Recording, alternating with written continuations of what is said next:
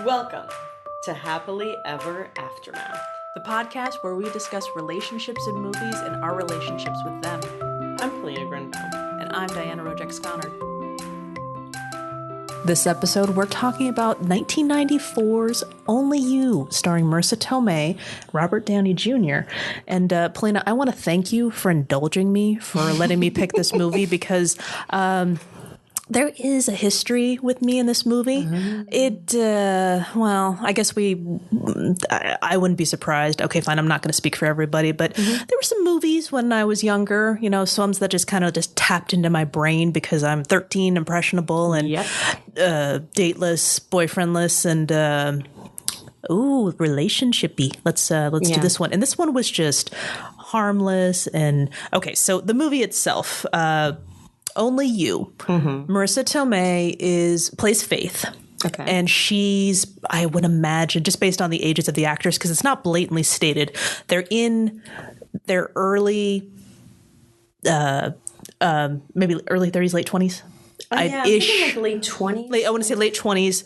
So she believes in destiny, and she is running after her soulmate. She's about to get married to Dwayne, the impromptu settle for guy.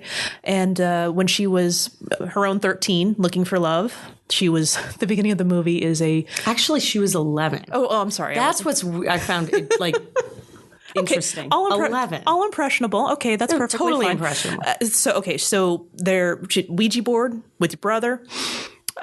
She asks who her soulmate is, and it gets spelled out. His name is Damon Bradley, and okay, that's fine. And the smash cut to she's with a fortune teller, and oh my God, what does she say? His name is Damon Bradley. Okay, now she is older. She's Marisa Tomei, and she's about to get married to Dwayne. But on the phone, taking messages for her fiance, who calls, leaving for Italy. Damon Bradley. That is correct. So off to Italy we go, and that's when our adventures begin. And going back to my adventures in teenager years, you're okay. Aging myself, when you're walking through Blockbuster, you see the cover of the VHS tape, and you got Marisa Tomei, and you've got the Moonlight, and you've got young Robert Downey Jr., second build Robert Downey Jr. in this movie, which actually kind of makes sense because if you think about his career, of course he has exploded now, and he can't make a Marvel anything without his snark. Marisa Tomei, she's already won her Oscar. She's, popular, sure. He was 80s kind of there. And then also, it was before his drug-fueled. Yeah, that's what's really amazing. His drug-fueled valley that he, visited and came back from. Right, exactly. So he hadn't even, declined at this point. So it kind of makes sense, but it just seems so strange now. Yeah. Although, and interestingly enough, we're talking about Marvel's Tony Stark, and Marisa Tomei is Aunt May. So they're actually in, I'm sorry, spoiler alert, they're both in Civil War together because the trivia, IMDb trivia actually states that Robert Downey Jr., Marisa Tomei are now in Captain America. They make their reunion in Captain America Civil War as Aunt May and Tony. So many people waited for this reunion. Of course, it's like when Keanu and Sandra Bullock were in the lake house together. Everyone was anxiously awaiting that reunion. Oh, don't forget Leo and Kate in Revolutionary Road. Oh, yes. It's the event of the, who cares? So much better book. So I will tell you that when you're younger, okay, fine. When I'm younger and I'm watching this movie, I only have so much access to relationships. You got my parents, okay. Got my siblings. I don't know if they interact with members of, in any romantic capacity. So I have Robert Downey Jr. and Marisa Tomei to teach me how to fall in love. And I really wish that I hadn't learned from them. It's I don't want to call it a harmless movie because destiny and Ouija boards determining your I wanted, looking at this from fresh eyes, I want to tell this woman, what are you doing? It's okay. I wanted to be the hard-nosed best friend, Bonnie Hunt, and just be. There's just so much love and history there. So she's able to say, "Honey, snark comment in the background because she's in the unhappy." Okay, so she runs off to Paris because she heard. Okay. So much going on here. Where to begin? She runs off to Paris and she's on this quest to find this man. And doesn't she go to Venice? What did I say? Paris. Venice. She goes to Italy. You are correct because there are gondolas everywhere. Yes. And they actually arrive from the airport on a gondola. Now, granted, the only time I've been in Venice is I was 6 and I was on a really traumatic city a day tour. Humble brag. No, not at all. It was extremely traumatic. I don't remember arriving I feel like I would have remembered arriving in a gondola. Well, if we could back up, there is an airport. This is a 1994 airport. This could not have been made after 9/11 at all. She runs to the airport. She runs up to the gate. Yeah. She's in the wedding dress. Yeah. Which is actually a great plot point. So, it's Dwayne's mother's wedding dress. So she gets the phone call. I have to go. She gets in a cab. She runs to the airport. She tries to catch him. And she tries to get, and God bless this, ticketing agent, gate agent saying, oh, yes, okay. And calls security, protecting America. Yeah. Good for him. But I don't think he was protecting America. I think he was just protecting the airline. No, I got you. That's what was so great about it. She really thought it really was a time where people could walk up to a plane with nothing. I remember this time. I remember getting on planes like this and all of this, but again, it's not reality now. So I'm just watching it and I'm just like, huh. And there's so she doesn't get on the plane. She doesn't get to meet him. Otherwise the movie would be over. If you meet him the first 15 minutes of the movie, whatever. So she also moves in. She calls her best friend, bring me my passport, bring me my this. And then, best friend, I'm coming with you. And okay, so they're going to Venice. But just going through security. And I actually hear Bonnie Hunt's character says, come on, we have 5 minutes. You're at the security. Wait, you're going through the metal detector? And you got 5 minutes? No, you lost your plane, honey. That plane is gone. There was a time you could enter a plane without a metal detector. Definitely before I started flying, but yeah. Oh, yeah. Okay. Oh, well. Yeah, but key, totally key to this movie. That and the fact that there's no internet or cell phones. Oh, thank you. Please run with this on this one. This you were saying this before. This movie does not exist now. It could not exist because basically he could she has to go to all of these places because she can't just call them or figure out where he is on Facebook or even look up where these cities are or use GPS to get from Venice to Rome. Oh, okay. Right? So they arrive in Venice, they go to the hotel because on the phone message he says, I'm going to blah blah blah, and she calls every hotel in Venice and finds out where he's staying. And she says it's not a big city. I missed that one. She says at one point, it's not a big city, so I found the hotel because the Bonnie Hunt character, she says, what are we going to do? We're just going to end up in Venice and just go knocking on doors and just wander around. She goes, oh, no, it's not a big city. I called every hotel in Venice. Well, to be fair, it's gotten bigger since 1994. I'm sure it has, but how much bigger? I feel like we need some data points on this. It couldn't have been anyway. Too much research already. Yeah, that's true. So yeah, just like you were saying, hi, this person is Damon Bradley. This is your soulmate.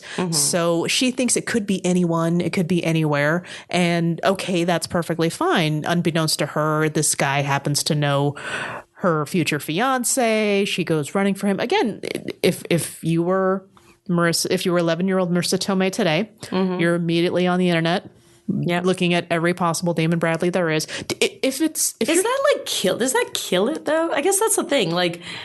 Does the fact that you can look up Damon Bradley, like, not just that this movie couldn't be made, but does that kind of kill something in you? Like, how does that change like you being an 11 romantic? Because this may have been your in like the romantic movie that taught you that put crazy ideas into your head. But we all have one. One of many. Go on. Yes, we were talking about this. I will reveal more later.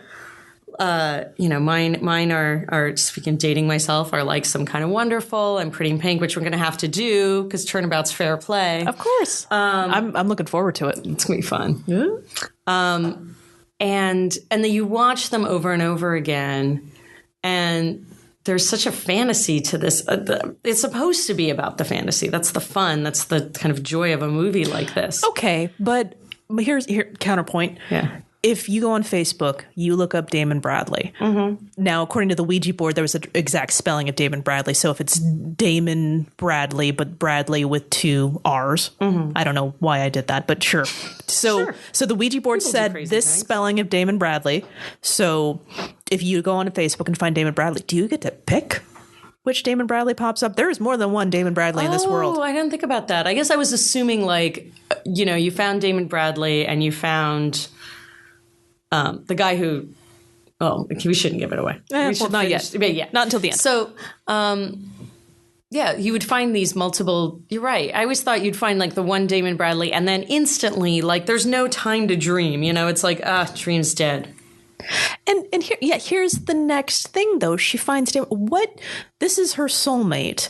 Mm-hmm. I'm very curious what she expects to happen. So, smash cut to, they found the hotel. And, again, if she found him that quickly, this movie would be not as much fun. Mm-hmm. So they get there. They're a little bit behind. So they get in. They check in. Oh, he's already checked out. Mm-hmm. So there's, upset moments there. She pretty much threatens to hurt the concierge or the person at the front desk, but they find out that he was in room blah, blah, blah. They managed to go through his room and get his trash, find information about this one person. So now they need to go to this place. There's this whole comment about how, oh, no, you can't. This is Sunday. They're on strike, so you're not going to be able to take transit. So they rent a car. Oh, yeah. I think that's what it was. Fiat. Oh, right. Back when Fiats were, it's funny because it's a Fiat. It's European and it's, it's tiny. In the States. And who would want to drive that? Also, was in 90s, that was like the beginning of the SUV thing, wasn't it? I suppose. So everybody, just having everyone sandwiched into this like sardine can of a car. And you've got Bonnie Hunt with the map, and they're starting to get so frustrated, and they run out of gas, and then and as they're not having fun anymore. No, I don't think Bonnie Hunt was ever having fun. Well, I think she liked the idea. You found out later. Well, okay. Why she decided to go. Right. So as they're starting to get more and more frustrated, Bonnie Hunt. Okay, so Bonnie Hunt is married to Marisa Tomei's brother, and of the Ouija board. Of the Ouija board, the Ouija board brother. And when they're before the scene with the fortune teller, you see that teenage. Oh shoot, what is his name? I forget his name, but Bonnie Hunt's husband, Marisa Tomei's. A roofer. Yeah, he was a roofer. He would, mess with her and throw water balloons at her, joking her with all this stuff. And then you find out that they're married with kids. And so she later finds out, later find out that she confesses to Marisa Tomei, I left him. I think he's having an affair. And she's, my marriage is over. I told him, the kids are with my parents. I'm leaving you. The clothes are in the dryer. Mm-hmm. And I thought that was cute. But at the same time, like, ooh, this just got real. But that's the thing. And then it's like, it's okay. Because that was kind of an odd thing. It's like, Marisa Tomei, so her sister-in-law, who is their best friend. Their best friend since childhood, is leaving her husband. Yeah. And I think they basically have a 3-minute conversation about it. And it was also very truncated because they're out of gas. They're apologizing to each other because they were blaming each other. Yeah. But now it's just like, okay, we're trapped. I think my husband your brother is having an affair. I left him. And then she opens up with this. Do you remember when we were kids and we were playing Twister and you started to slip? Larry, his name's Larry. Yeah. And Larry caught you. And that's when I knew. because he was going to let you win, and he never did that. That's it. That's it. Yeah. That was it. That was the comforting story of you left your husband, my brother. Remember you when you played Twister when we were kids? Yeah. And then kind of went into her own, and then back into her own world. She's very, for a little while, it becomes really hard to root for her because she's just like, I got to leave this, I got to do this, and I did this, and then, and that's not even, when she's already, going into, calling this and doing this. And this is even, we're probably about 35 minutes in. And we should get through. Well, no, not even that. She's doing all these things to find this guy, and it's borderline upsetting from an outside perspective. No. We haven't gotten to the desperation on her part. Yeah. So never mind flying to Italy from Philadelphia. No, for a long weekend too. Right. It's something like it's Labor Day weekend. Sure. And she's like, I don't have to be at work till Wednesday. Yes. So she's hopping on a plane, telling her future husband, her fiance, that I'm going to a conference. Yeah. And so 10 days before she gets married. Yeah, I don't understand how that happened, because you see the engagement party, you see the engagement. She tells her friends that she's engaged. The rings. Where's the ring? Where's the ring? It's still in the box. Oh, well, what did that mean? She's like, I already told my parents we're engaged. Oh, yay! But she's still hanging on to the fantasy of Damon Bradley, and you don't see when, because she's basically like, well, until I'm sure, I'm not going to put the ring on. And yeah, and then she did. Just in the middle of the conversation, I told my parents I was engaged. I'm like, well, what do you do? She even hadn't told him officially yes by that point as well. Yeah. So, okay, you know what? She's very, okay, for, destiny, love. I understand she's holding out, but, why enter into the safe relationship? He also, he is very, he's very kind of controlling. Dwayne is like, he's also like, he seems very self-involved. Like, they seem an odd match. Like, granted, you don't see them together, which is probably the point, but like, the times that you do see him, he says to his mom that she's going to wear her wedding dress. You're right. Without asking her. Oh, yes. He won't kiss her because... Oh, no. With lipstick on. Yeah, she kisses him, and he it's like, oh, and the second she kisses him, she's like, oh, I'm sorry, I know you don't like that. Yeah, and he's like, oh, no, it's okay. It's okay. And there's like a couple other things that it's clear that they're using that 5 minutes to show this isn't right. He's not a bad guy. And he's a podiatrist. So I know. Why is that a negative? I'm very fond of my podiatrist. Well, yeah, they're just like, and he's a doctor. He saves lives. He's a foot doctor. He's a doctor. Why are we splitting hairs right now? And I think it's that dentist, podiatrist. I always feel really bad for dentists, podiatrists, and accountants and these things, because it's always like I know. See, it's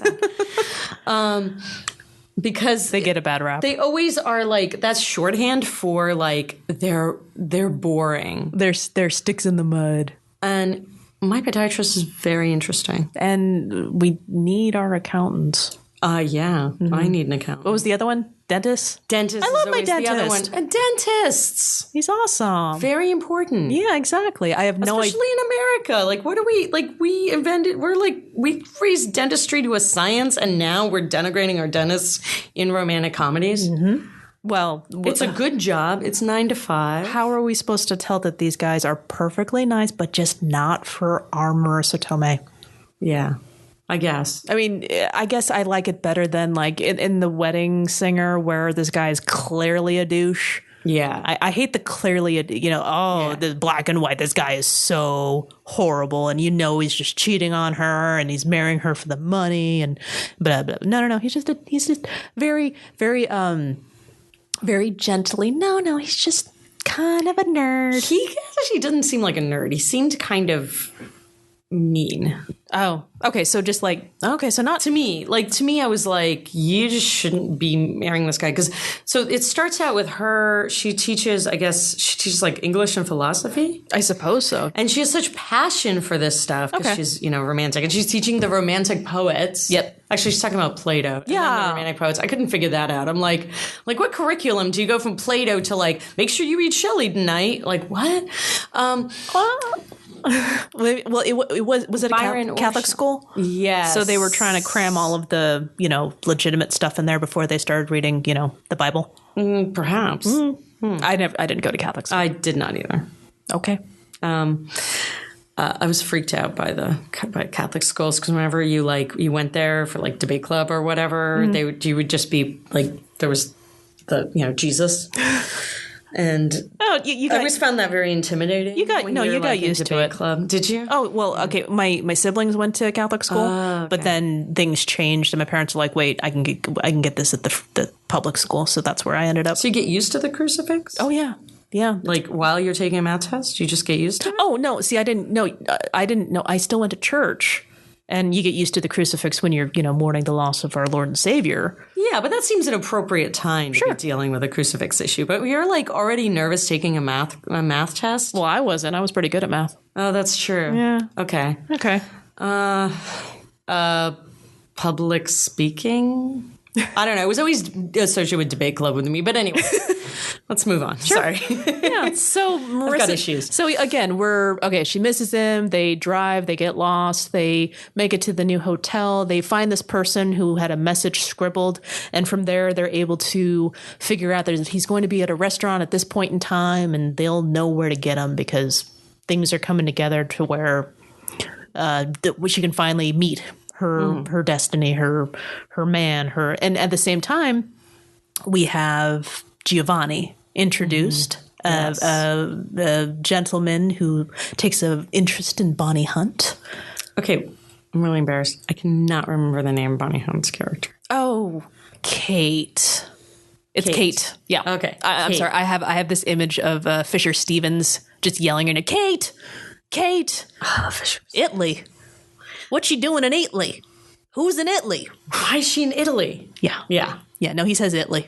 Italy. This is 13-year-old me remembering many things. I promise you, once we get to the part where Robert Downey Jr. appears, I will have more lines to quote verbatim. Oh yeah, I'm sure. I kind of forgot how attractive he was. If you respect me, you'll make sure I actually don't do it. But I'll cut that. Well, okay. Well, what's funny though is that Robert Downey Jr. He's so baby faced in this movie, and it is 22 years ago.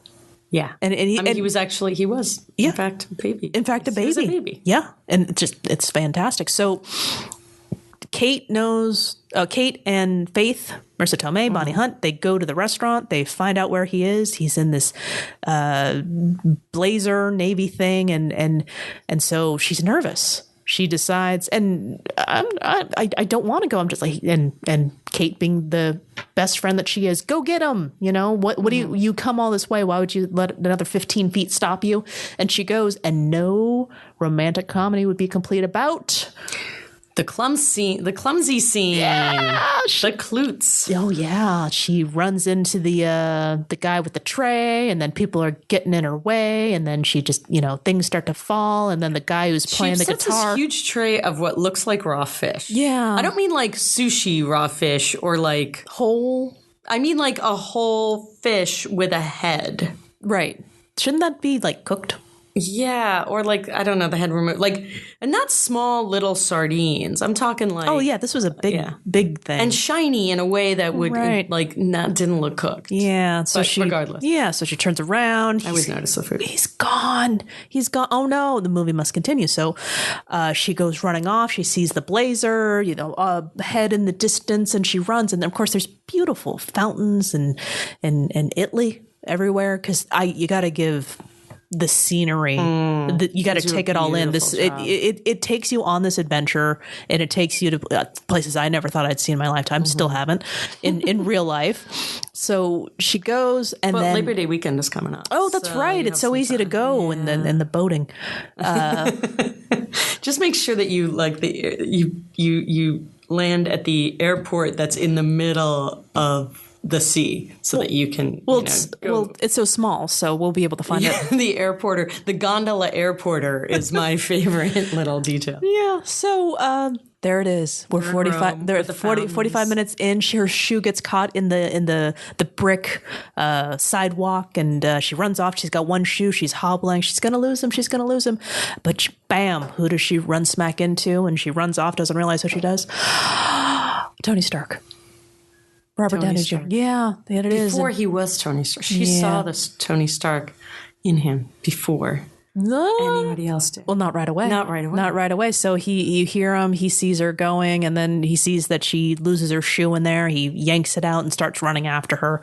And she loses him. She cries. She goes back to where Kate is, and she's like, I'm so, what happened to your shoe? I don't know. And, Robert Downey Jr. starts speaking in Italian, and then he realizes they're American. Oh, allow me. And he gets down on one knee and he starts to put, Cinderella moment right there, puts the shoe on, and he looks up, and the whole time Bonnie Hunt and Marisa Tomei are having this conversation where she's just, okay, all right, no, this is what we do. We go, we rent a van, and we go around, we get a loudspeaker, and we go around and we page him. So the whole time he's just staring at her, and that's his moment. Mm-hmm. He's love at first sight. He's in. He is love at first sight. That's what happened. So we move on, and so he sees it. Yep. Then how does she? Well, because she's about to get into a cab. He puts her shoe on, and Kate is like, well, it's kind of romantic. Honestly, I think that's kind of creepy. This is why? Well, okay, it's kind of, I see the chivalry attempt, but in today's days, I don't know. I don't want a complete stranger putting my shoe on. I know I'm in a European country where things are a little bit more lax, but don't touch me. What was weird about that, I thought, is that there's this complete stranger handing her a shoe that she ostensibly lost. Mm-hmm. And you would think she'd be like, oh, thank you. But she doesn't really react. She just takes the shoe. She's crushed. This isn't about the shoe. Okay, you're right. But then there is a total stranger, putting her shoe on, and she is completely oblivious to this. Well, she does say thank you. Very, very dismissively. Thank you. Like, she just lets him. She's not even like, it's fine. I'll just put my shoe on. Mm-hmm. She just kind of blathers on to Kate. While, as you said, this complete stranger is putting her shoe on as if like he's just a set dresser and she's about to like walk onto the stage. Yeah. And this is where it gets even more interesting because he's in. He has found it. And so she's moving around. She's calling a taxi. She's, looking at maps and things like that because she's going to get a speaker and page him or whatever it is to get to her one true love. And the whole time he's like, so what's going on with your friend?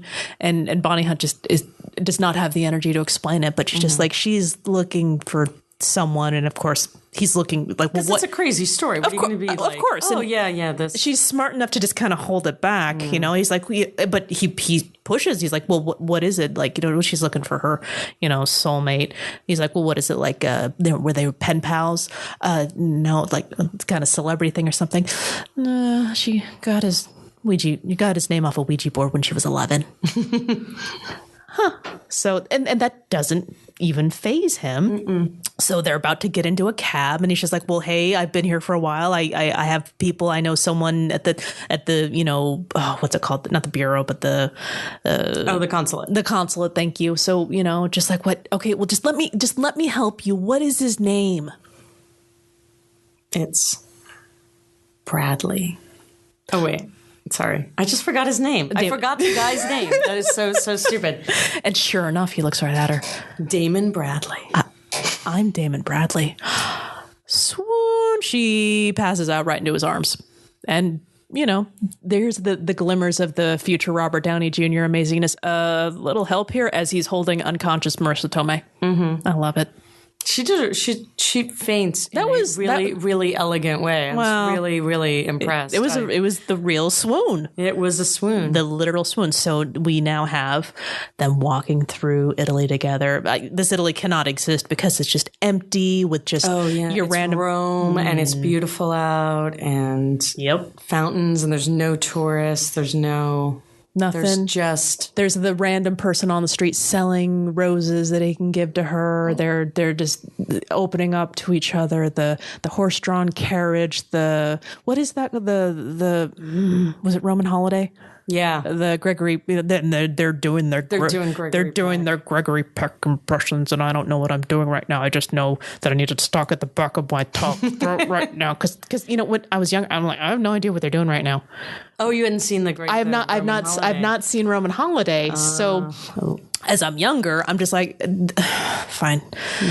Not the best Gregory Peck impression. No, I'm not beating myself up. No, not yours. His. Oh, they were both terrible. Oh, her Audrey Hepburn impression was like borderline insulting of both of those. Well, so this is what makes me sad, because I don't know what's really happening, but I know this is the part where they're bonding. This is the part when I was younger, I would just fast forward. Oh, this is hysterical. I would just No. The whole thing, I'm David Bradley, swoon. I'm like, yep, we're watching that again. So that, but this part, it's just like boring. And to be perfectly fair, okay, this is where it gets, I'm an adult. Wow, this is really creepy. I'm glad I fast forward this part as well. They do the Roman holiday thing where if you put your hand in please explain this. Oh, I forget. It's like I should know. I forget what the actual thing is, but it's essentially it's this.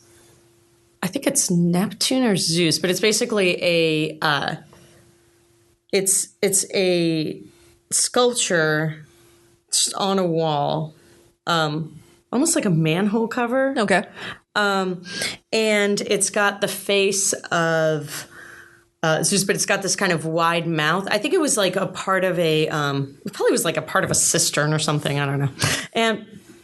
And she, you're supposed to, if you tell a lie, you put your hand in it, and if you're telling a lie, then it'll bite your hand. And fortunately for the people who hadn't seen it, they're doing it in exposition with their really horrible impressions. Yes. And then sure enough, they both put their hands in there, and they do what Gregory Peck did, and then that's when the hands come together, and that's the moment, and the sun's coming up, and smash cut to, I want to say, his hotel room, and I'm very she was staying with Kate. Yeah, and I'm very happy this is the part where I would fast forward when I was younger. It's just like, yep, that was quick. They're making out and give Faith credit. She said, there's something that I need to tell you, and I'm engaged, and he's what, and it's your friend Dwayne. What, Dwayne? No. And just like, yeah, and she's like, I'm sorry, this is before I knew you, and this is all that, and okay. Okay. So yeah, they keep going, and just that. Well, but then she's like, I have to call him. Right. And I'm like, but why? Why do you need to call him right now? Why? I think it's because if she breaks up with them now, then she's allowed to twerk. But then why is he like, don't do it. Well, okay. Here's the reason. Okay, so she's, So you were scandalized that they basically met at, I'm going to say, because I think it said that they had dinner at like 7:30. Okay. So let's say like we're getting to, so it's sunrise. 8:15. Okay. So they've known each other for approximately like 11 hours. Okay. They only have the weekend. You got to find out if this is like, if you're going to have, this is their only kind of big romantic moment. But he's in the second he looked into her eyes. Mm-hmm. She's in the second she heard his name, which we'll talk about that.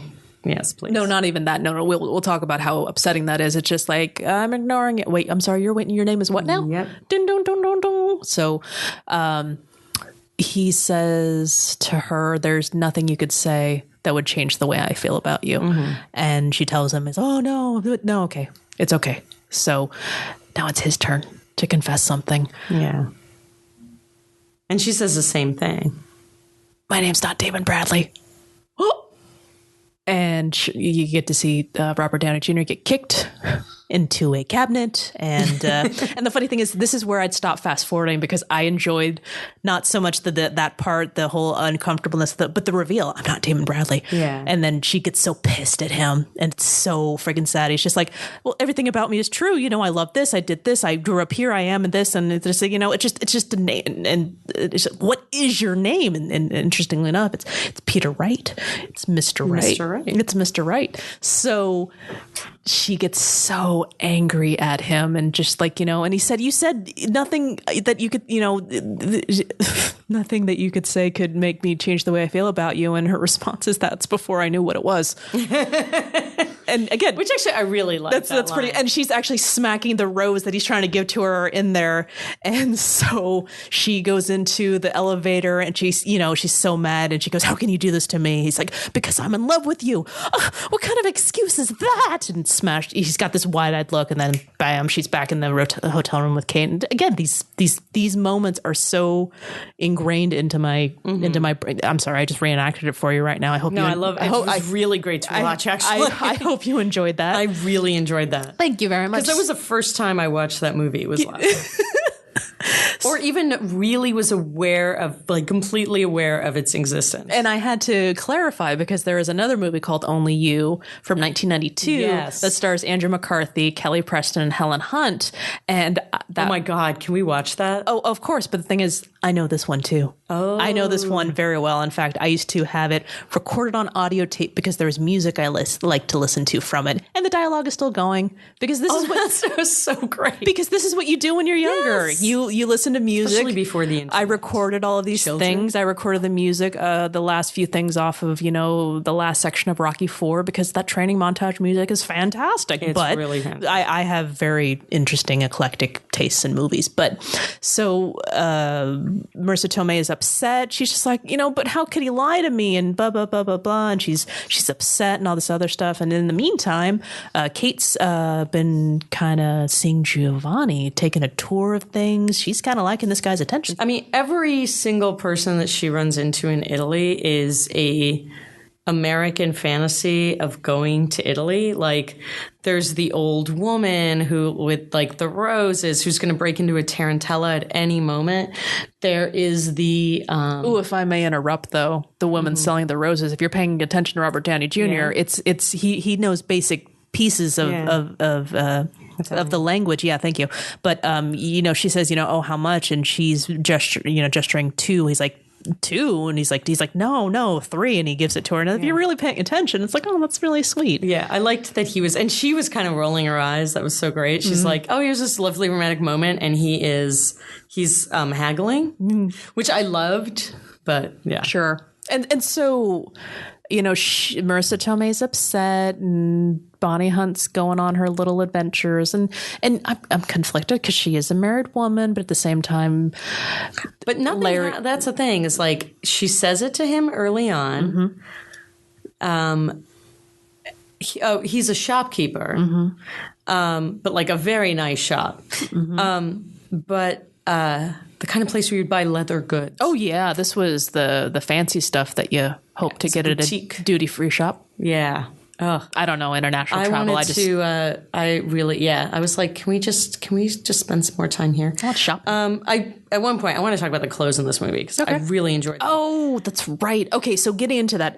Also, Robert Downey Jr.'s character Peter, not Damon Bradley. He's Peter. He is. I'm sorry.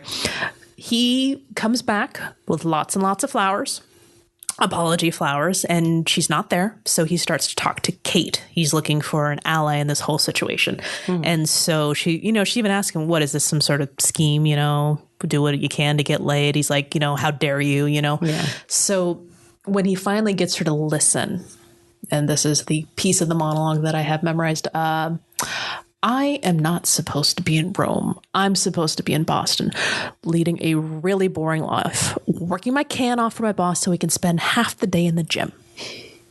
But I'm here. And he was not supposed to get measles. Measles at 46 years of age. But I'm here. And that's actually where it kind of gets blurry. But he's basically saying, it's fate that I'm here. He does.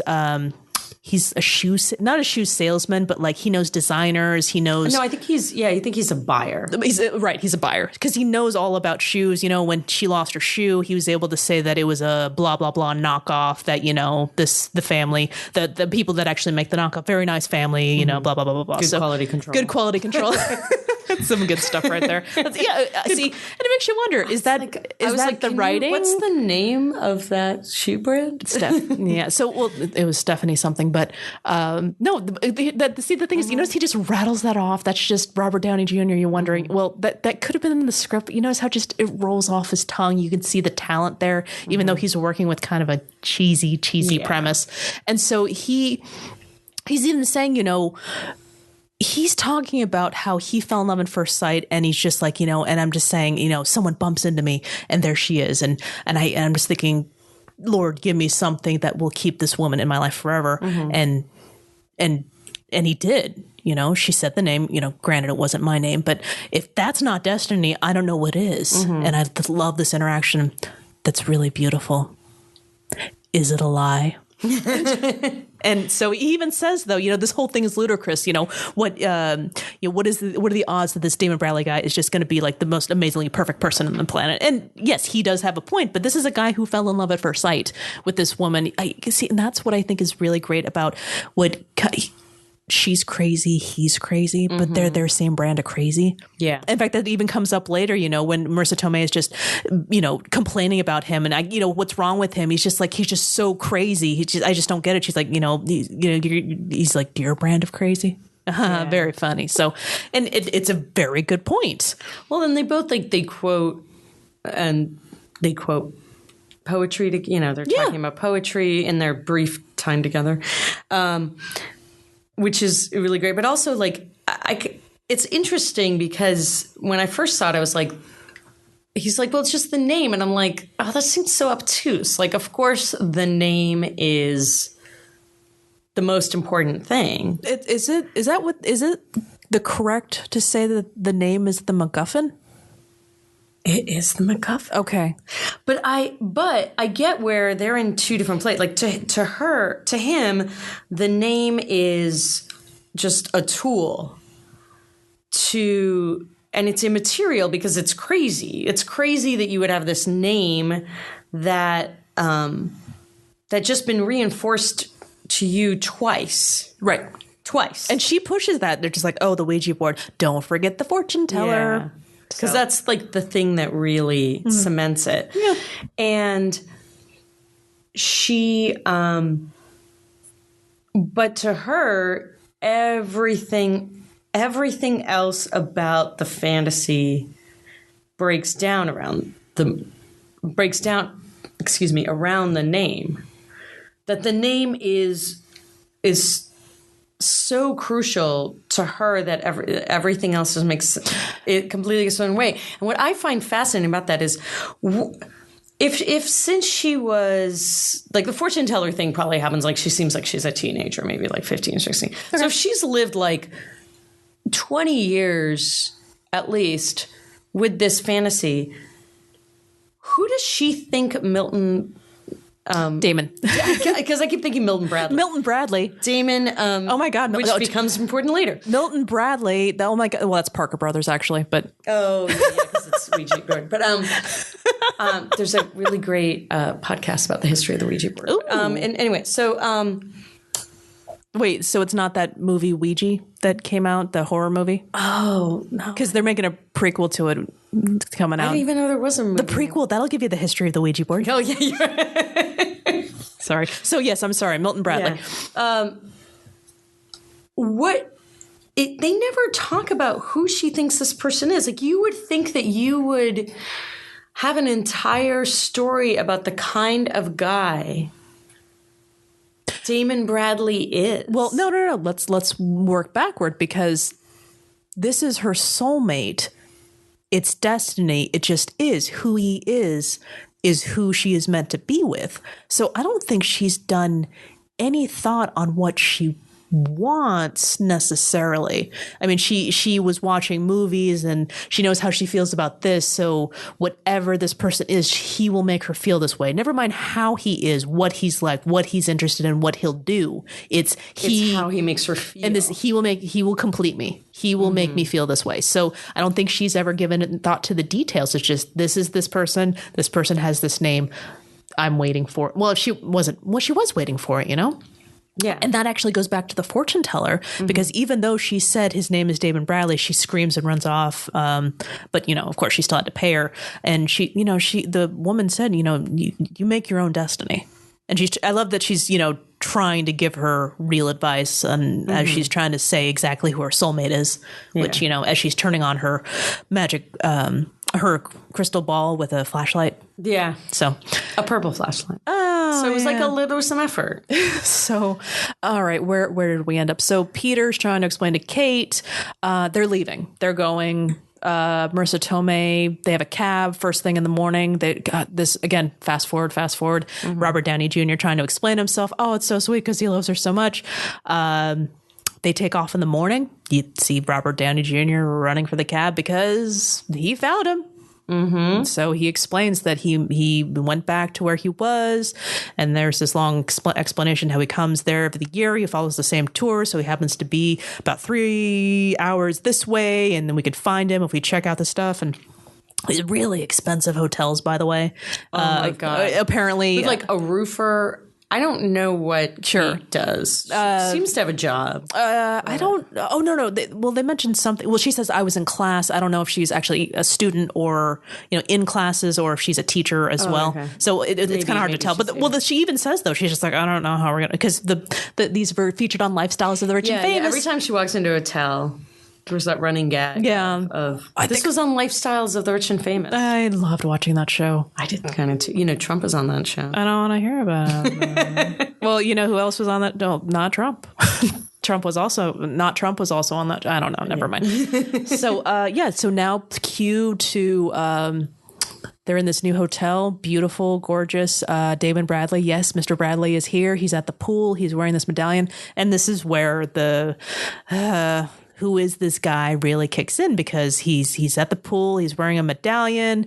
They go there and they see this kind of gross Italian stereotype at the pool with a kind of a leg hanging out, and he's hairy, and he's got a, you know, Speedo on, and he's got a white and black striped Speedo, and he's mouth breathing. And she goes over and tries to introduce herself. He's like, "You're in my son."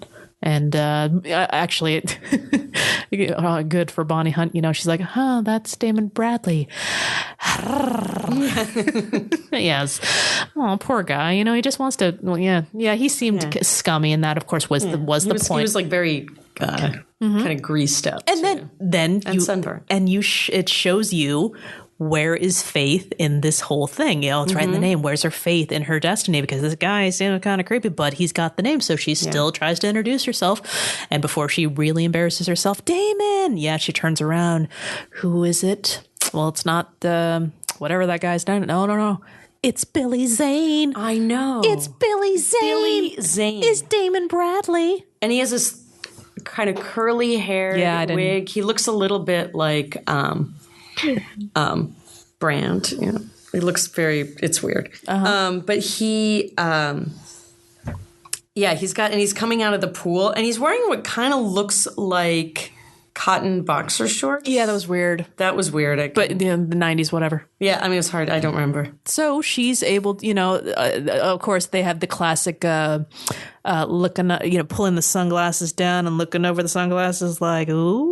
So, you know, the Billy Zane, you know. So she goes, she introduces himself. Clearly, this guy is used to attention from the ladies. So she's just like, yeah, sure. You know, I'll meet you for dinner. And so she has dinner with him, and that's really nice. And Robert Downey Jr. is not doing too great with this whole thing. He liked it better when he was the creepy other guy. Yeah. So, and so it leads to they're going out on a date, and Peter's kind of upset, and Kate and Giovanni, Giovanni invites them, you know, my friend has a boat and come at the end of the evening. And so that, you know, it all culminates to Faith goes on her date, and, you know, well, what do you think you might want to order? I was looking at the shrimp scampi. You like shrimp too? Yeah, that's love right there. So she's reaching, shrimp.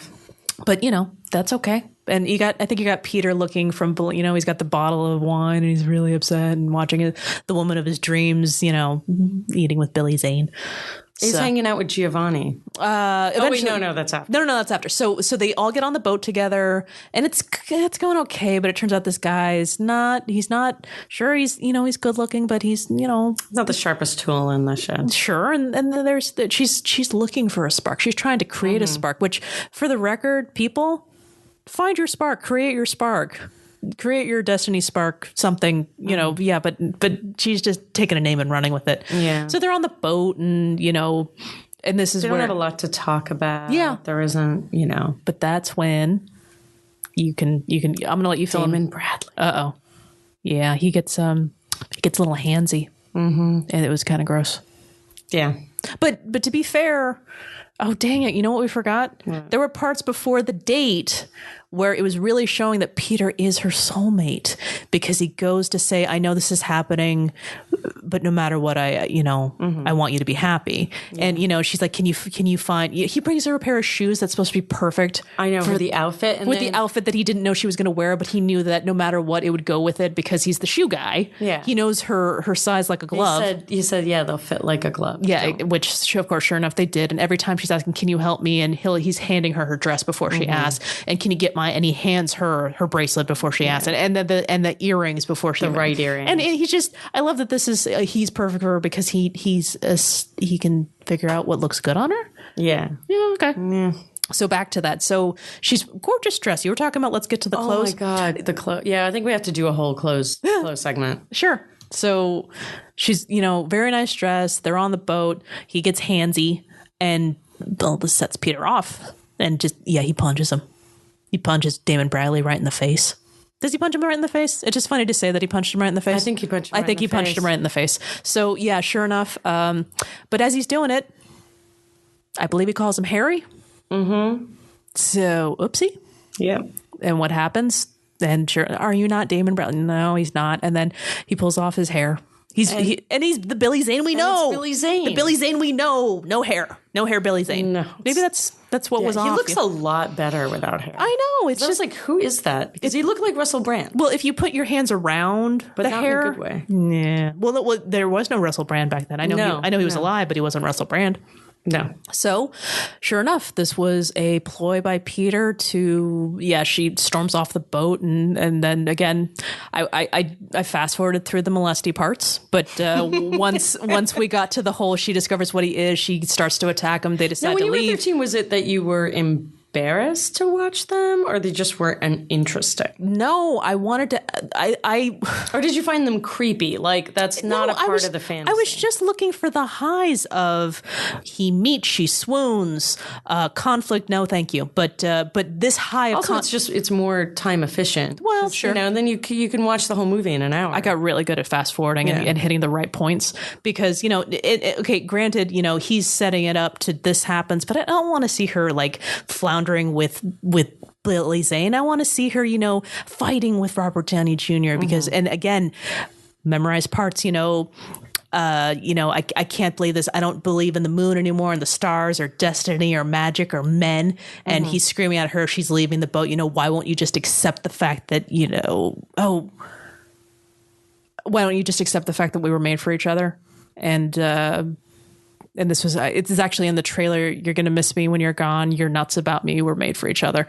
It's just, again, Robert Downey Jr. screaming as she's going off in the distance, And by then it's just, do we still want to root for them? Yeah. I kind of lost it at that point. But well, also it's been 3 days now? Yeah. There's just so much conflict. But they literally, okay, I will say, to be fair, they only had they have this long, Labor Day weekend. And they kind of, they're in the same boat, right? Literally? Quite literally, yeah. Well, not anymore. Yeah, exactly. Now they're in two different boats, actually. Yeah. But they are trying to basically change their lives and make decisions about their lives in these 3 days. Because he's been sent on this business trip and given a phrase book. Yep. He's got a really good memory because he remembers a lot of phrases. And knows the right, how to gesticulate with his hands like he belongs. Yeah. Like he's a good mimic. So, good and bad. High emotional intelligence, good. Are we still talking about the character or Robert Downey Jr.? I'm talking about the character. Okay. I mean, yeah. I don't not see Robert Downey Jr. I think in these movies, it's hard not to. I had the same thing with Marisa Tomei, where I'm like, I know she's not actually like this because I've seen her speak, like in interviews, not personally. Yeah.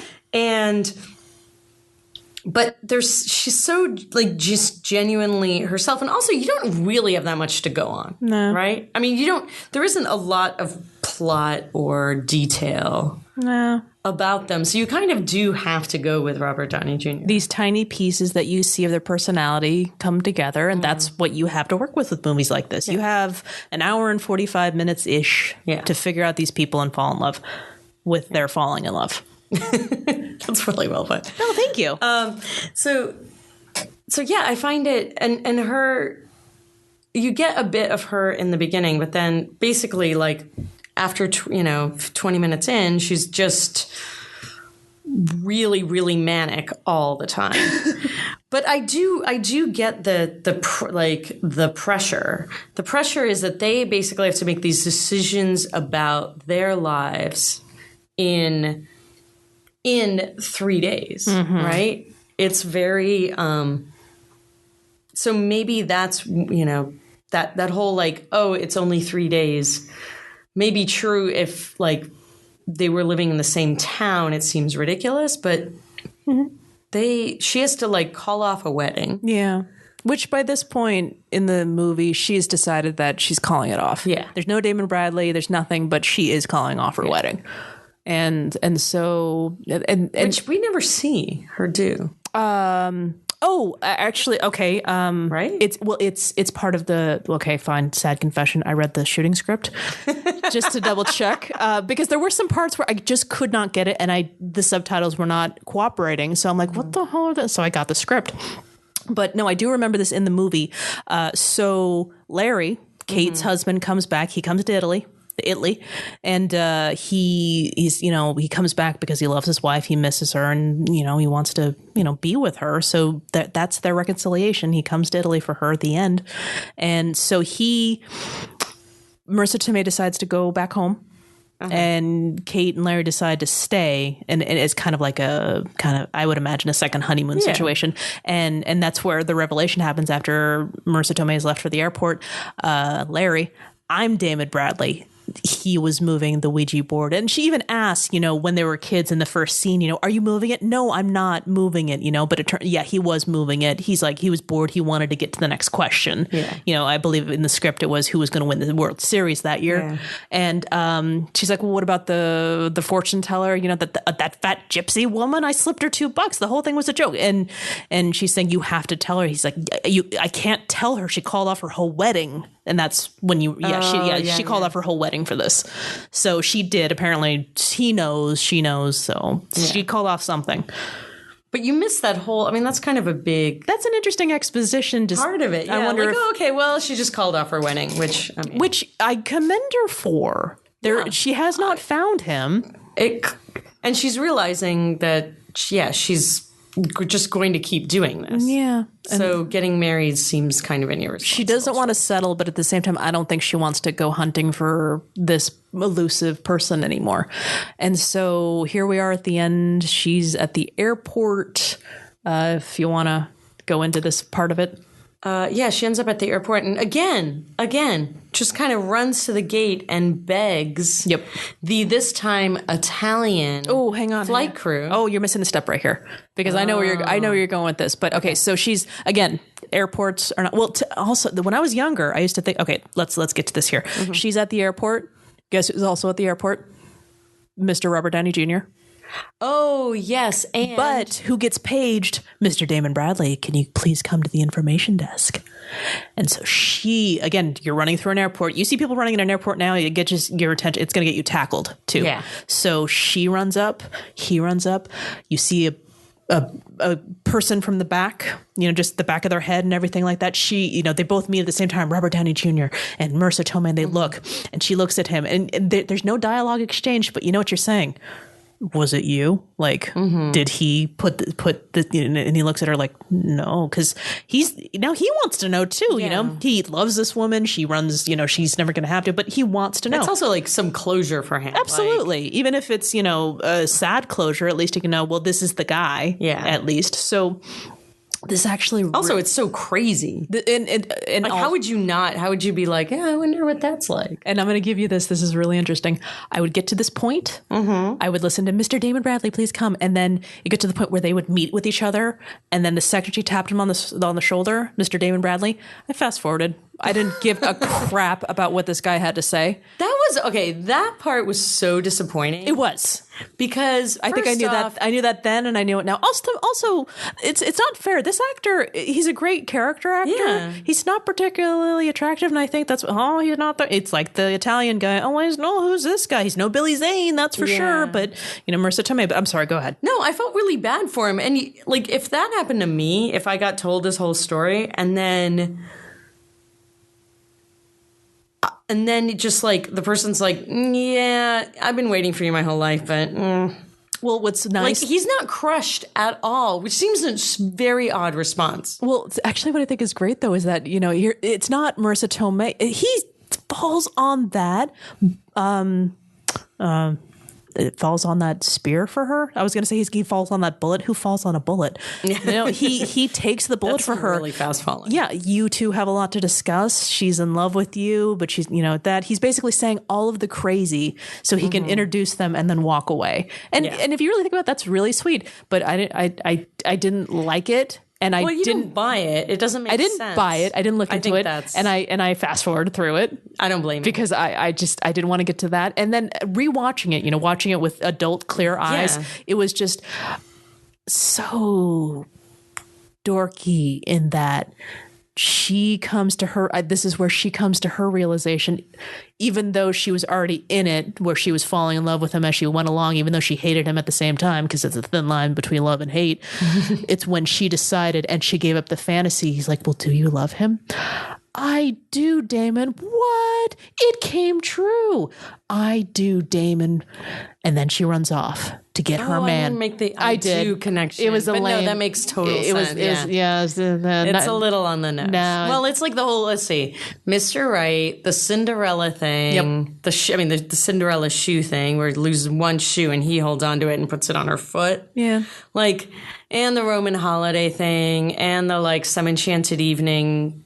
She's watching Some Enchanted Evening in the beginning and she's enchanted. Oh, and just so this helps, because I read a lot about this in the message boards of the IMDb, because people were convinced Robert Downey Jr. was on the phone when he said, this is Damon Bradley, I'm calling for. So people actually believe that, well, how did he call? How does that make any sense? So Larry knew this guy from Little League when they were younger. So the name was real. He is a person. So it conceivably makes sense that Dwayne was friends with this kid who Larry made up to get to the next Ouija board question. And Damon Bradley was the same guy because, it's where they grew up. It's, they presumably know each other and all this other stuff. Yeah. So he's a real person. He's not Robert Downey Jr. There was nothing created. It's just, here's a person who just, I'm sorry, I'm reading the message boards and all this other stuff. No, I'm not sorry. I'm glad I know that because I was thinking that too. I was like, this makes no sense. Even when I was 13, I'm like, that's not Robert Downey Jr. Yeah. People, listen, that is not Robert Downey Jr. Because then the movie would be over. Well, yeah. Also, how is that possible that it's Robert Downey Jr. when his name is Peter Wright? Yeah. And he's calling Dwayne, who he doesn't know. It's fate. It's destiny. And her name is Faith. That's like the other. Yeah. Going back to On the Nose. On the Nose. Yeah, there's a lot of On the Nose. So now going back to what you were saying. I do Damon, and all of a sudden it's just like the first time around. She has to get to the boarding gate. Yes. The boarding gate, and she has to, and now this time the flight crew is Italian, so they believe in love. Yes. And they all conspire. There's like 5 of them, and some of them are like the guys on, like, who are the guys who are on the runway. I'm sorry, I know nothing about like jobs in an airport. I should reread my Richard Scarry, but I only know air traffic controller, and they're not down there, so you're fine. No, but yeah, so they're and that's like. And suddenly they're now in the airport. It's very it just defies logic. And you see the scribbling up there and changing our boarding pass, and it's so exciting. And they're all speaking in Italian, so we have no idea what's going on. But you know that they're mused by this situation. The word amore is tossed around, so I'm going to go in like, wait, what does that mean? Love. So, I thought it meant more. I think it means love, and I only know that because I think it's in like Chef Boyardee commercials. Oh, so when the moon hits your eye like a big pizza pie, that's more. That's love. Yeah. Oh, now I knew that. Okay. Yeah. Yeah. So it's they talk really fast and with their hands and use the word amore a lot, and she gets on the plane and then they clap. And then everyone claps on the plane. Yeah, who does? Oh, also, I'm sorry, he was even people who like had their backs to them just start clapping. Robert Downey Jr. was perfect, but he took his shoes off and he stuck his feet on the back of the seat in front of him. Again, couldn't happen now because where would he find the leg room to be doing this? He's not in first class. Wait, that's the part you're focusing on? I was thinking of the fact that whoever was in front of that seat would be beating him, and then they'd have to delay the plane for 45 hours. Oh, and then Robert Downey Jr. and the person beating him up would be in jail. Also, and he was wearing red socks. What the hell? I think it's like he's fun. He's whimsical. That's what whimsical socks are for women. For men. Oh, slow clap. They kiss. It was really creepy kissing, by the way. It was really creepy kissing. Yeah. I actually found it weird that they didn't, like, that whole long first date they had, they never kissed until like way after. So it was basically like they really did go from like, they really did go from 0 to what would have been 60 very, very quickly. I guess. But if you look at the date that they had with all of that soul bearing, I think they earned their hot and heavy. It was gross. Yeah, I mean, they definitely earned their hot and heavy, but I just think like they would have kissed earlier. Actual kiss, not the. Is it strange though that seeing Robert Downey Jr. with like the half-button shirt just really kind of grossed me out, because he's not Robert Downey Jr. like okay. Robert Downey Jr. is freaking awesome.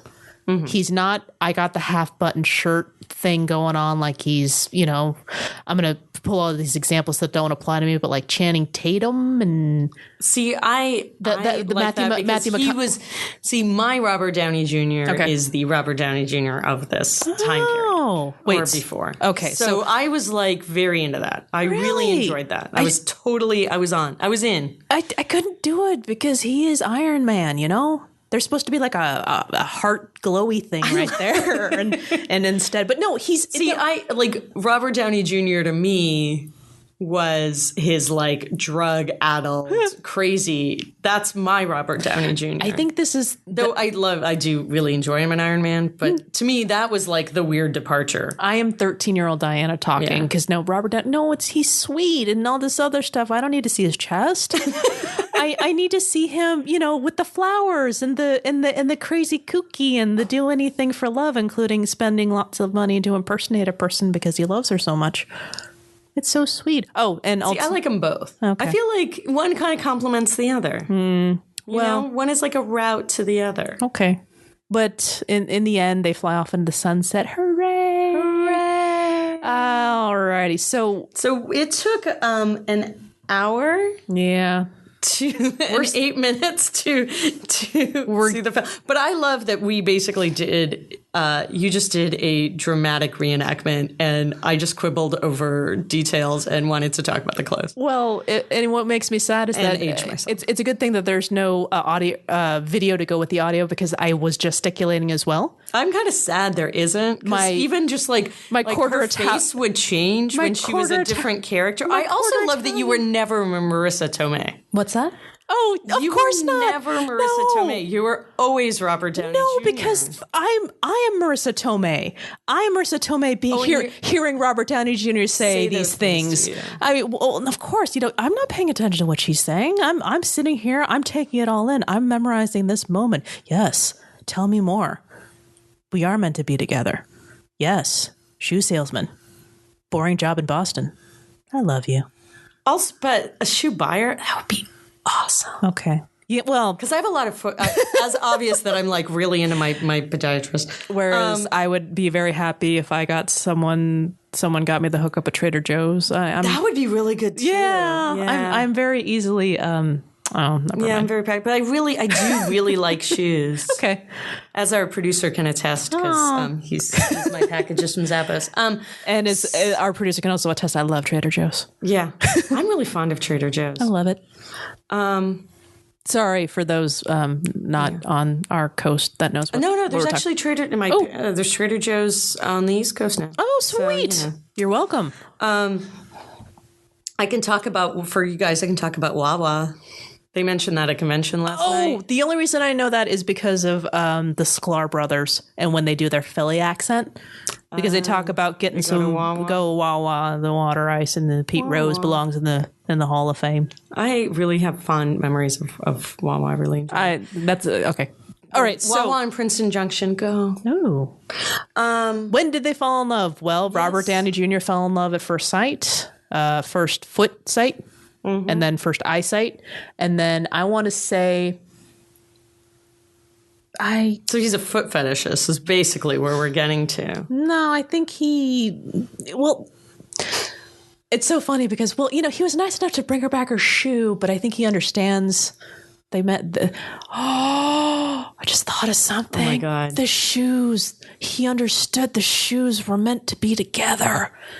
Just like them. What just happened? What just happened right now? Okay, you've seen this movie 1,000 times and you've had a revelation. Oh, I did. See, that's not a terrible, because a piece of art is something you can revisit at any time in your life and find something new. Well, I don't know if art is the right word, but I also I have to ask you this. This is a little personal where we get to the love part. More personal than my question. Robert Downey Jr. confessions? Yes. So you were you were kind of grossed out about his chest. You felt like maybe they rushed into things. Yeah, they did. And granted, I saw this, as an adult.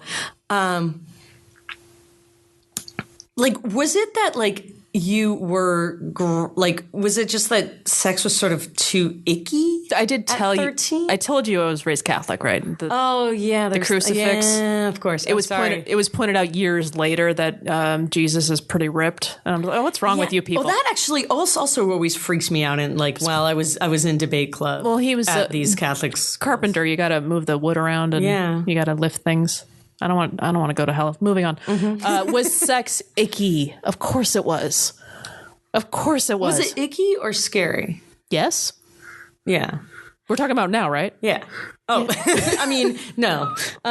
No, but then, especially then. Of course then, because... icky and scary. Okay, if I remember correctly, 5th grade, 6th grade, there were not lots of guys in our class. And it's when I was adjusting out of tomboy thing, and then hormones were starting and hips were spreading, and I hate everyone. So love is this pure... Everything was very messy too. I don't want to... Well, what? Just your hormones, for me. I'm going to go with, I was needing deodorant more. Yeah. That was definitely messy. We'll go messy with that. Yeah. I just there's just a lot of nothing's quite feels right. And you don't know there's a lot of emotional chaos because the hormones, and then guys are really weird.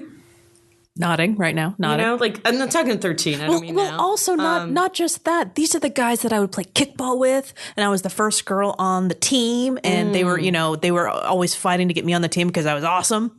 And a lot of the girls would be, I would do jump rope, sure, but no, come on, let's we're gonna play pickle. This is gonna be awesome. And I was the cool chick. Oh God, I miss those days.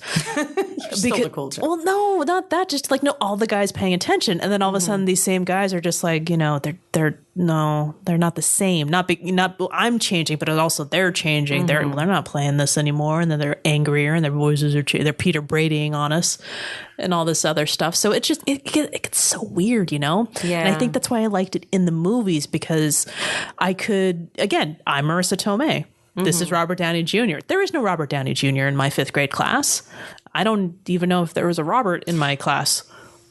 Yeah, there was also all of those guys suddenly were inaccessible and you didn't know what to say to them.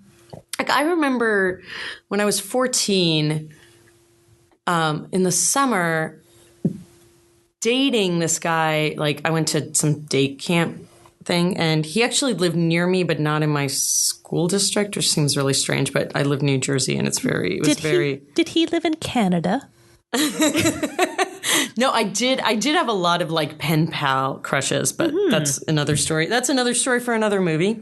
Yeah. I'm sure we'll be discussing my 13-year-old, my teenage crushes soon. Shall I talk about my crushes that I met on AOL chat?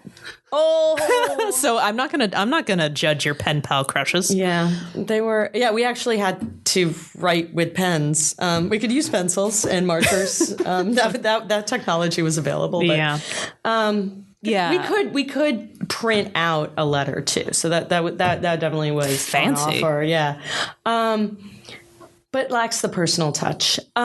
So the thing is, what I remember is like, I remember having this entire summer where we went out, which basically was that we hung out with his sister, who is a friend of mine, and we held hands, but we never kissed. Like, kissing was so crazy and intense thing to do, even though we spent so much time together. It was just too much. It was too crazy. Like, I don't remember even really talking to him, really. Wow. We spent most of the time talking to his sister, who we both could actually speak with. And that's what I really remember about that. So the movies did feel like a very safe, because they did feel like, why I meant messy was like chaotic, but they felt it was like, oh, one day I'm actually going to be able to talk to the person that I have these feelings for. Plus, the clothes were so much better. I'm going to answer your question, and then I want a little sidebar, because I'm really into the clothes in this movie. Well, no, beautiful clothes. Beautiful clothes. I would never wear them. No, I don't look good in anything. Except Bonnie Hunt did some great stuff. I loved the bow she tied in her hair. God! Okay, the other thing about this movie that I really appreciated was that their travel wardrobe was actually an actual travel wardrobe. Because you see these things where you see movies where people go ostensibly for the weekend and they have like 1,000 outfits. They have like 1,000 changes. But actually, Bonnie Hunt, you see her with this really nice, this great black and white polka dotted scarf. Yep. And she ties it in her hair. She ties it around her hair when they're in a convertible. She wears it as an actual scarf. She wears it as a wrap. Like, you see it throughout Venice. Same for Marisa Tomei. She has these black pants that she wears everywhere. She only really has like 3 pairs of shoes. But the other thing is, the thing about the Marisa Tomei's clothing is it was that kind of DKNY 90s, really simple, perfectly cut silhouettes, and they look amazing on her. And she never wears completely impractical shoes. I really appreciate that. Bonnie Hunt wears this like leather skirt a couple times during the thing. I just felt like they packed really well. I was very impressed with their packing.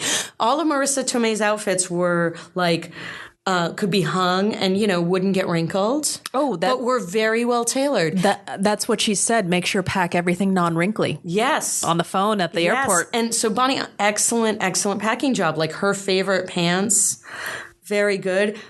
They were all like black and white and cream, so they wouldn't, like, very impressive. The other, the dress that she wears on that date with Billy Zane is so great, because it's like a column and it has this cutout at the back, like instead of like being at the like a low back at the neckline, it basically starts at the waist and kind of goes up. So it's very practical because you can wear a bra, but is like so sexy and beautiful. Yeah.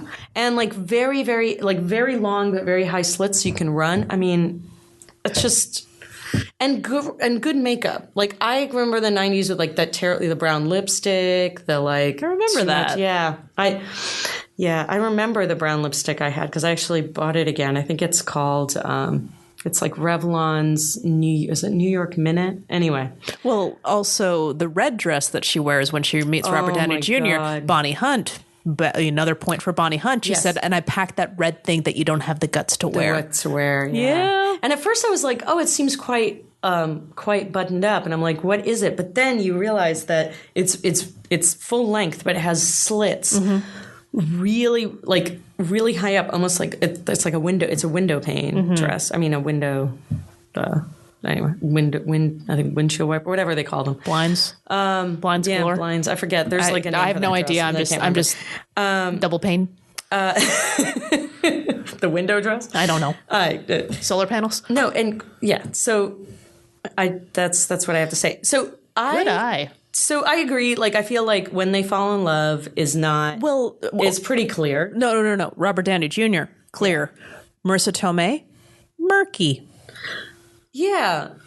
She knows... We know when she realizes it and when she gives up the Damon Bradley dream.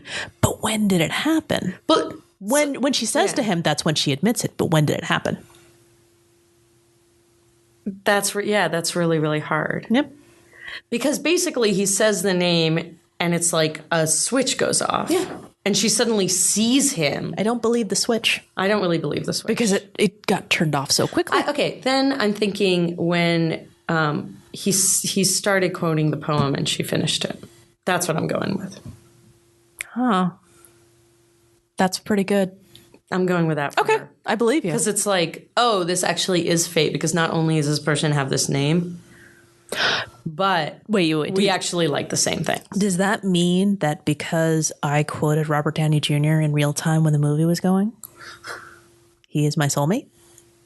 If you did it 3 times fast, yes. I can't do that. While looking in the mirror? I can't do that to his wife. With a candle? No. After all they've been through together, I can't. No. In fact, that's something that came up in the original script.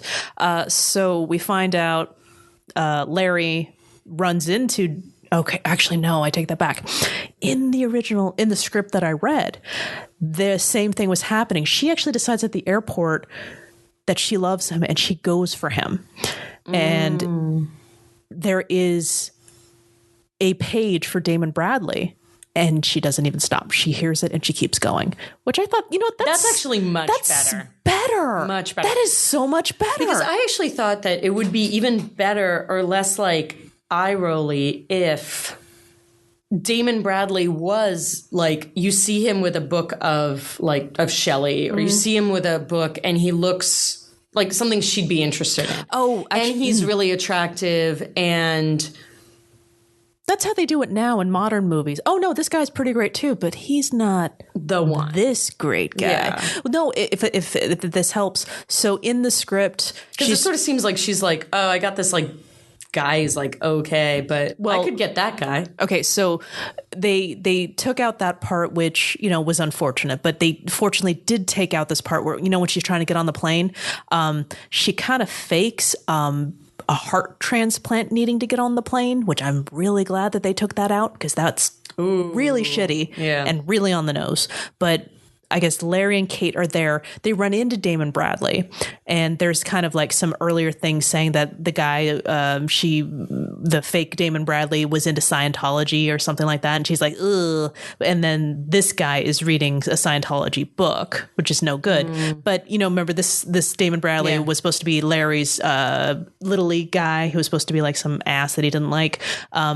he runs into each other and he's, oh, hey, Larry. He's like, oh, wow. Hey, yeah, blah, blah, blah. Have you met my wife, Eileen? And, there's supposed to be that thing and all this other crap. I'm like, no, that's so far pushing it down your throat. All you need to hear is the page. All you need to hear. That would have been all you need to hear is her to pause and then just keep going. Yeah. Letting it go. And that would have been really nice. But I'm with you. The poem thing, she fell somewhere in the middle and she decided to cram it down. Okay. It's almost like in at least these two movies. Yeah. There's the moment they fall in love and the moment they realize, which is usually that's the one they cram down your throat. Of course. And that's the best that we can do because we're not in their heads. And so, I mean, even if our own experiences, I don't know if I could pinpoint the date, time, latitude, longitude of there. And so that's when, do we buy it? I do. Okay. I sort of buy it because I buy it because I buy it because they have this weekend to change their lives. And they're at that point, they're in their late 20s and they're like, how did I get here? This is not my beautiful house. And I think, in that way, I mean, their lives seem like they could be compatible. Like they don't live that far away from each other. That's like you just get on the, not the Coast Starlight, the, Acela, and you end up in, it's like 4 hours from Philadelphia, 4 to 6 hours from Philly to Boston. Okay. They could easily move to each other. She's a teacher. He has skills. I'm sure things can happen. Sure. Also 94, so it's not as easy to get to was there? Oh, yeah. I went to school I lived in New Jersey and I went to school in Boston. Okay. Like it was really, really easy. Nice. Oh, okay. Incredibly easy. But it just occurred to me, I was going to say, I don't remember if that, but Southwest, you can't, fly to, across the country from 47 dollars. But no, what plane was she on? TWA. Oh. And I'm just like, ooh, wait, no, real life. Let's pull ourselves out of real life for a moment. Ooh. Yeah. I was nicer then, though. Flying was just nicer in the 90s. Well, yeah, it was also more expensive. It was, yeah, I think. Which was pretty interesting. These things go... But yeah, it's very easy on the East Coast to go back and forth. Yeah. Okay. So they probably move in together. But my problem with them is I couldn't tell you what they'd be like in the future. Well, we only have this 4 days. We have this tiny snippet of he believes in destiny, she believes in destiny. How far will that get you? I think there's going to be something there. And she said in the beginning, she's really nervous about accepting Dwayne's proposal because she said she would never get divorced. And if they're pushing the big Catholic family thing, she would want this to be forever. And so I believe that she wants to do that. And I think she's going to push hard for it to work. So as funny as that sounds, this is a person who believed that, destiny would take care of it all.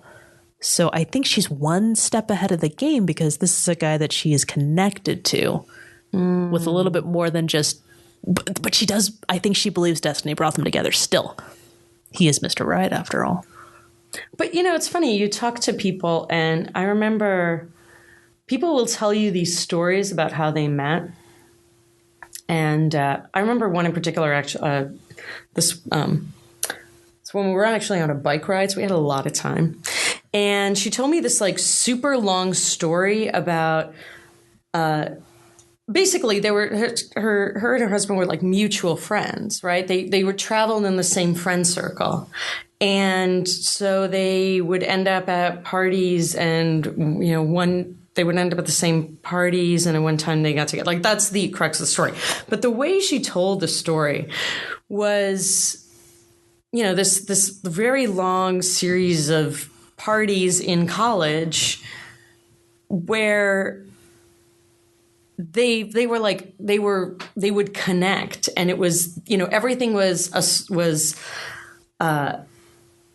kind of faded, or there was like, there were sort of these moments of coincidence, but actually it was the story of like a lot of people who have mutual friend circles in their 20s, in college, and after. Like, she probably actually had that with like 5 people. Like this, you could tell the same story, but it didn't have that romance. It didn't have that. To her, all the things that happened, like, you know, she loved Rolling Rock, and he brought Rolling Rock. Had all this significance, but that's what like everybody did at that point. I love shrimp too. Yeah, I love shrimp too. So I think there's like. I think that there is a natural desire to tell, stories about fate. Oh, the one thing that they do have, they actually have very similar energy levels. So this might get them far, because they're both really they're both really excitable and into experiences, and that's good because they're not going to get. Hopefully, they won't. They'll be able to share things together because they both like to do things. What I think is going to happen is this is a guy who manipulated and schemed and watched her take off with other guys, knowing full well that he could lose her. And she got really pissed at him a lot. So I can see a lot of patience and I can see a lot of growth because she's already hated him a lot. And now there's not going to be this any second you can go away because you think of something else. I think there's going to be a chance for them to be there, grow together, learn more about each other, and just kind of run with it. I think, yeah. So you're saying that whole thing of... I'm not saying it's making a perfect marriage. It's a crucible. Okay. They went through a crucible together. I don't know what that means. Like they went through kind of the fire that molded their relationship. Well, so between his jealousy and her mania, I don't know, delusions. Delusional. She's delusional. He's really stocky, creepy. If you really looked, isn't that mostly how it is though? He was a little anxious. Oh yeah, but he wasn't molesty. Well, actually, well, here's the thing. I mean, this is the problem with all like grand romantic gestures. Oh, right? That's right. Is if you love the person, it's romantic and it's meaningful.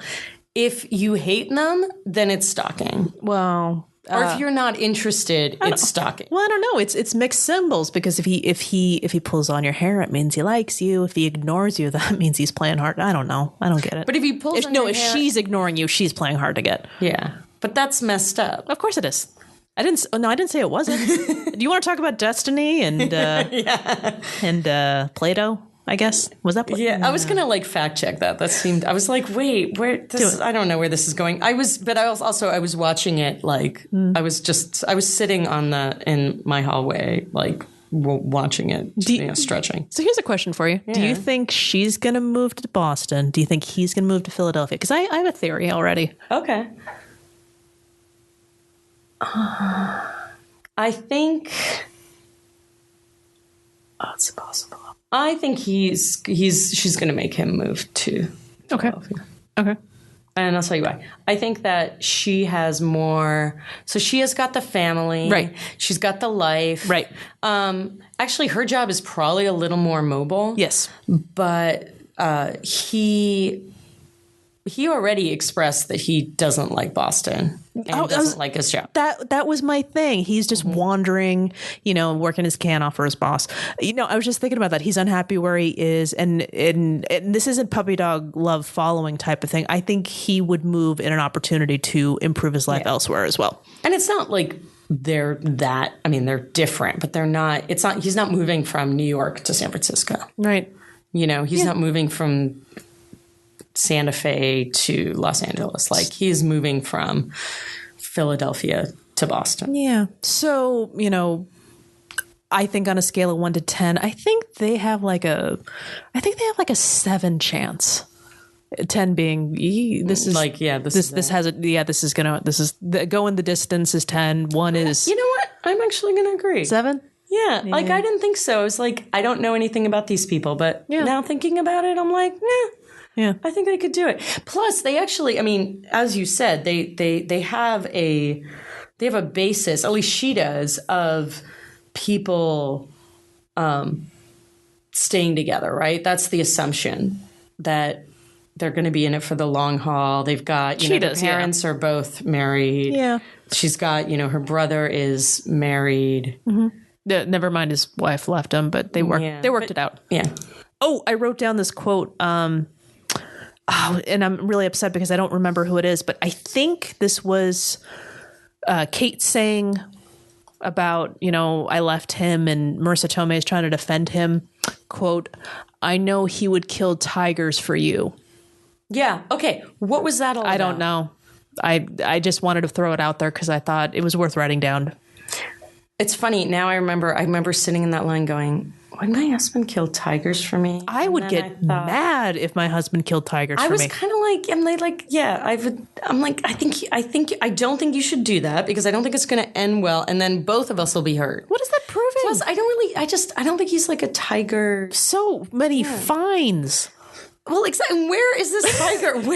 Where exactly is this opportunity going to happen? And it was plural. Yes. Kill tigers for you. So basically, if you fall into a tiger cage at the zoo, I would really hope that my husband would go call the professionals who have trained in getting people out of the situation rather than jumping in himself. I know he would dial 911 for you. Yeah, while you were eaten alive by tigers. and so would strangers.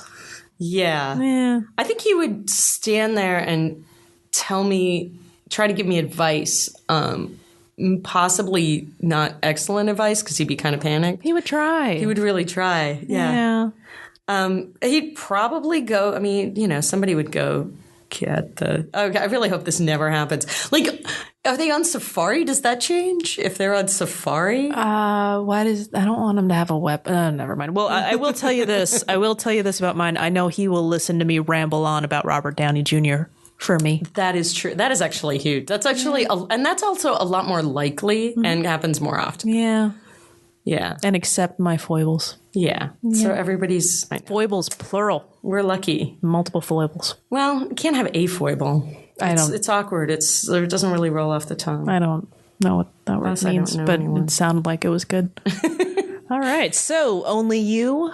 1994. Don't pick up the Andrew McCarthy one. We'll get to that one later. Ooh, I'm excited about Andrew McCarthy. This was sweet. It was not that painful. I did kind of get mad. There was a whole I will say that there was a Helen Reddy reference to I Am Woman because Dwayne calls Katie and says Dwayne calls Katie and is like, basically, come home right now and make food for my... Oh, yeah. No, Dwayne is Marisa Tomei's fiance. Oh, I'm sorry. Oh, no, Larry calls Katie. Yeah. It's a little late. Larry calls Katie and says, you have to come home and you have to leave your friend's celebration to make food for my poker night. Yeah, poker night. And when she says, I'm a woman, not a restaurant or not a take. I don't know. And then he says, "Oh, you're Helen Reddy now." I'm like, wow, like a 1970s reference in 1994. Very strange. Yeah. Anyway. Well, let's be honest. We weren't really fighting the good fight in 94, so we needed to harken back. Were. I fought nothing. Yeah, I fought. Well, I mean, I was too busy not holding guys' hands to fight. I think I read Backlash. I was really, really, really angry after I read Susan Faluti's Backlash. Maybe that was 93, though. Can I borrow that? I may still have a copy. I may have to call my parents and be like, can you send that book that makes me very angry? Oh, and they're going to have to ask for a little bit more of a description. Yeah, exactly. Okay. All right. So yeah, I don't know. I mean, would you recommend this movie? This movie is, I use the word harmless in air quotes because it definitely harmed me, but it's you're clear. It's harmless, cutesy, nothing, but I would say if you're in the mood for this kind of movie, I'd go for Roman Holiday. Okay. You did the real thing? I would do the real thing. But if you're on an airplane and this is the only thing you have access to, God only knows why. Yeah, that would be... Because you're back on TWA and... Yeah, you're on TWA and it's 1994. And the guy behind you has his feet up on the and thing. You're like, I hate this. And the red socks, and you start clapping for no reason. You don't know what's going on behind you, but everyone else is clapping. Because so it's like the thing to do. Check it out. Not the best, but so far better than the other ones we've talked about. And by ones, I mean... One? Yeah. So far. It's better than the other movie we talked. So far. All right. Okay. Thanks so much for joining us. Time. All right.